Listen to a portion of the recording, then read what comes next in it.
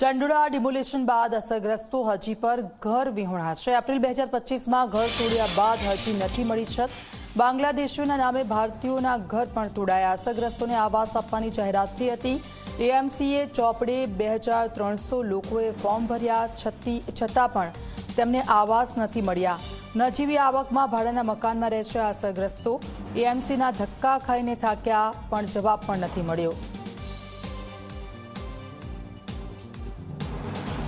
April 2025ના અંતમાં જે રીતે અમદાવાદ મ્યુનિસિપલ કોર્પોરેશન અને અમદાવાદ શહેર પોલીસે ગેરકાયદેસર બાંગ્લાદેશીઓના નામે ચંડોળા તળાવમાં અને આસપાસમાં રહેતા 10,000 કરતાં વધુ લોકોના જે કાચા પાકા આવાસો હતા તેને નેસ્તનાબૂદ કરી દીધા। અને તે બાદ આપ જોઈ શકો છો સમગ્ર વિસ્તાર ક્લિયર કરી દેવામાં આવ્યો છે।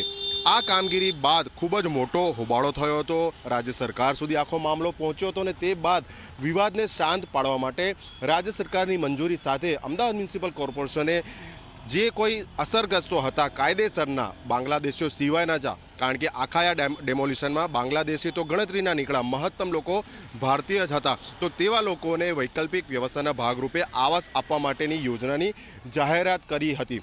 વિવિધ નીતિ નિયમો જાહેર કરવામાં આવ્યા, વિવિધ રકમ નક્કી કરવામાં આવી, પરંતુ ડેમોલિશનના 1.5 વર્ષ બાદ વાસ્તવિકતા એ છે કે આજ દિન સુધી એક પણ અસરગ્રસ્તને એક પણ આવાસ મળ્યું નથી। ને હજી પણ અસરગ્રસ્તો જ્યારે કોર્પોરેશનમાં જાય છે તો તેમને ફક્ત ગોળ ગોળ જવાબ મળે છે અને ધક્કા જ ખવડાવવામાં આવે છે।